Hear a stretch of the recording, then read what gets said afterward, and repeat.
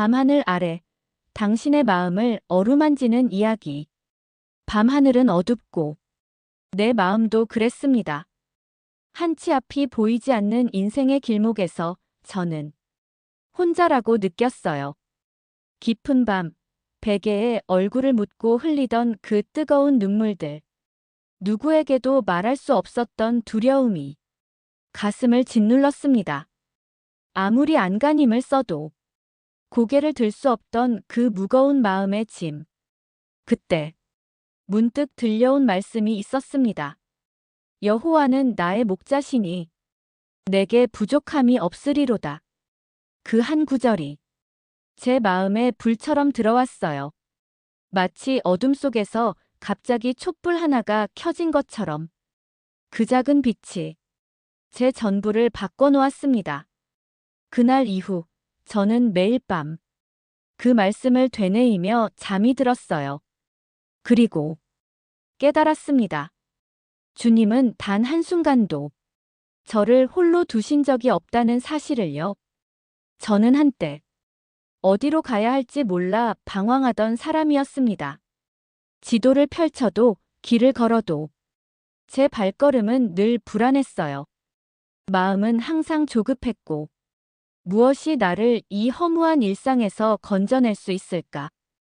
그 답을 찾기 위해 무던히도 애를 썼지만 결국 돌아오는 건 고단함뿐이었죠. 그러다 주님께서 제게 길을 보여주셨습니다. 말이 아니라 마음으로 느껴지는 평안함으로 말이에요. 그가 나를 푸른 풀밭에 누이시며 쉴만한 물가로 인도하시는도다. 한적한 오후, 바람이 부는 들판에 홀로 앉아 있었던 때가 있어요. 그날은 어딘가 무기력했고 삶이 무의미하게만 느껴지던 날이었죠. 그런데 갑자기 하늘이 열리고 햇살이 구름 사이로 비치기 시작했어요. 그 따뜻한 빛이 제 손등에 내려앉았을 때 저는 느꼈습니다. 아, 지금 이 순간이 주님이 말씀하신 그 푸른 풀밭이구나. 바람이 흔드는 풀잎 사이로 제 마음도 잔잔해졌어요. 아무것도 하지 않아도 괜찮았고 그냥 그 자리에 있는 것만으로도 위로가 되는 그런 시간. 그것이 주님이 인도하시는 쉴만한 물가였던 거죠. 살다 보면 몸보다 먼저 지치는 게 있어요. 바로 영혼이라는 이름의 숨결입니다. 겉으로는 괜찮아 보여도 속은 텅 비어 있는 듯한 그 느낌. 무언가 열심히 해보려 해도 내 안의 불빛이 꺼져버린 것처럼 아무 의욕도 생기지 않던 날들이 있었어요. 저는 그때 처음으로 깨달았습니다. 아, 이건 피곤함이 아니라 내 영혼이 병든 거구나. 아무도 몰랐어요. 저의 그 속마음. 밤마다 울컥 쏟아지던 눈물. 잠들기 전 몇 초간 마주하는 허무함. 겉으론 웃으며 지냈지만 그 웃음 뒤에 말 못할 무너짐이 숨어 있었죠. 그런데 그날 말씀을 펴던 순간 마치 제 심장을 꿰뚫듯 들어온 한 구절이 있었습니다. 내 영혼을 소생시키시고 그 순간 이상하게도 숨이 쉬어졌어요. 아무리 깊게 들이마셔도 숨이 막히던 제 가슴이 그 한마디에 풀려버린 듯 눈물이 쏟아지고야 말았습니다. 하나님은 제 상황을 바꾸지 않으셨지만 제 안의 영혼을 만지셨어요. 낡고 찢어진 마음의 틈을 그분의 손길로 하나하나 기워주셨고 무너진 자존감 위에 말씀이라는 새살을 덧붙여 주셨습니다. 그건 회복이 아니라 부활이었어요. 하나님이 저를 푸른 풀밭에 누이시고 그분의 평안으로 제 영혼을 소생시키셨을 때 저는 한 가지를 분명히 느꼈습니다. 이제는 내 마음대로 살 수 없겠구나. 이전에는 제가 가고 싶은 길만 골라 걸었어요. 사람들이 인정하는 길, 돈이 따라오는 길, 더 높이 오를 수 있는 길. 하지만 그 길 끝에서 남는 건 고독과 불안, 그리고 결국 무의미함이었습니다. 그런 저를 향해 하나님은 조용히 이렇게 말씀하셨어요. 이제 내가 너를 의의 길로 인도하겠다. 처음엔 솔직히 두려웠어요. 의의 길이라는 말이 왠지 정직하고 바르고 그래서 너무 고된 길처럼 들렸거든요. 그런데 그건 오해였습니다. 하나님의 길은 결코 저를 억누르기 위한 길이 아니었어요. 오히려 저를 살리는 길이었죠. 어느 날이었어요. 모든 것이 무너지는 것만 같았습니다. 갑작스럽게 찾아온 사고, 삶의 방향을 송두리째 바꿔놓은 그 사건, 아무도 내 곁에 없는 것 같은 그 공포감 속에서 저는 절망이라는 단어를 처음 실감했어요. 말 그대로 사망의 음침한 골짜기를 걷고 있었습니다. 그곳은 어두웠고 햇살조차 닿지 않는 그림자 속 같았어요. 잠들기도 두려웠고 눈을 뜨는 것도 고통이었죠. 누구에게도 내 마음을 내놓을 수 없던 그때 저는 주저앉아 기도했습니다. 주님, 저 좀 살려주세요. 이 어둠 속에서 도저히 못 걷겠어요. 그 순간 말씀이 마음에 스며들었습니다. 내가 사망의 음침한 골짜기로 다닐지라도 해를 두려워하지 않을 것은 주께서 나와 함께 하심이라.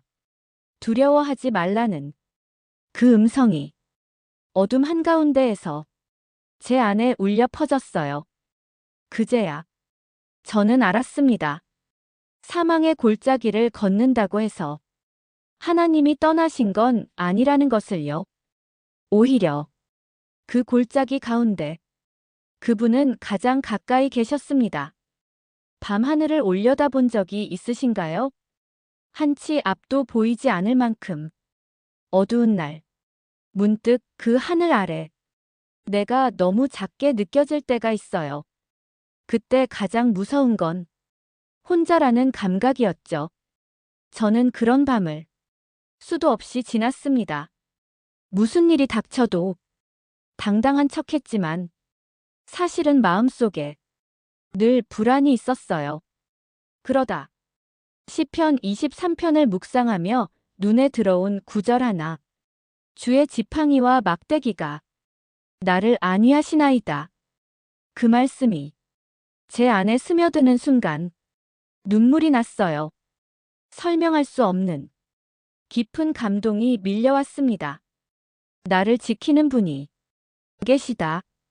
그 사실 하나로 갑자기 세상이 그렇게 두렵지 않게 느껴졌어요. 목자의 손에 들린 지팡이. 그건 단지 상징이 아니었습니다. 길을 잃은 양을 다시 불러오는 사랑의 도구였고, 벼랑 끝에 선 양을 툭 치며 되돌리는 정확하고 강한 보호였죠. 저는 오랜 시간 동안 조용히 견뎌야 했던 사람이었습니다. 누구에게도 말하지 못한 모욕, 고개 숙인 채 삼켜야 했던 말들, 정의롭지 못한 상황 앞에서 묵묵히 지나쳐야만 했던 날들이 있었어요. 억울했죠. 왜 말 한마디 못하고 참아야 하는지, 왜 진실은 가려지고 거짓이 힘을 얻는지 수없이 제 안에서 분노가 끓어올랐습니다. 하지만 그때마다 저는 말씀을 붙들었어요. 주께서 내 원수의 목전에서 내게 상을 차려주시고 그 구절이 제게 말해주었어요. 기다려라. 하나님은 지금도 일하고 계신다.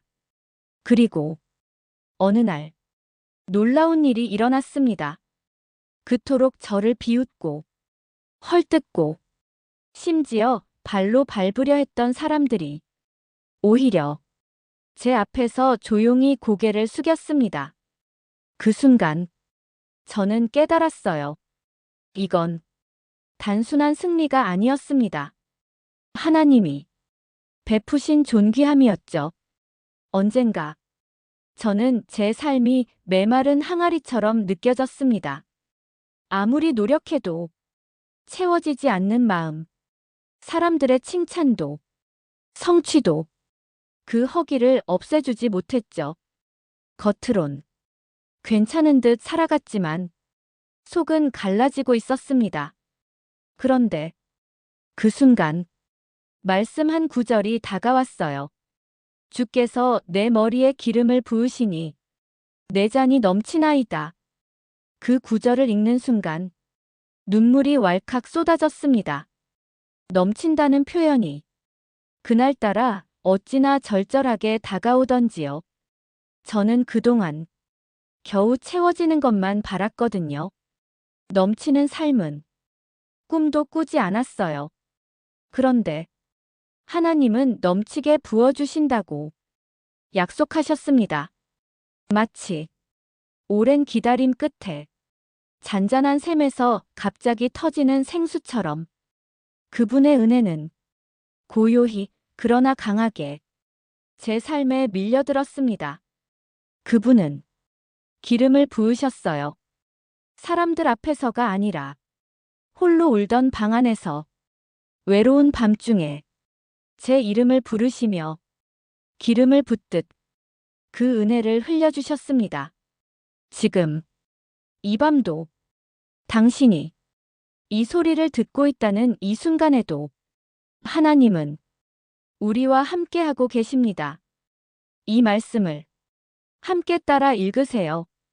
당신의 영혼에도 그 평안이, 그 안위가 지금 이 순간 임하기를 간절히 기도합니다. 여호와는 나의 목자시니 내게 부족함이 없으리로다.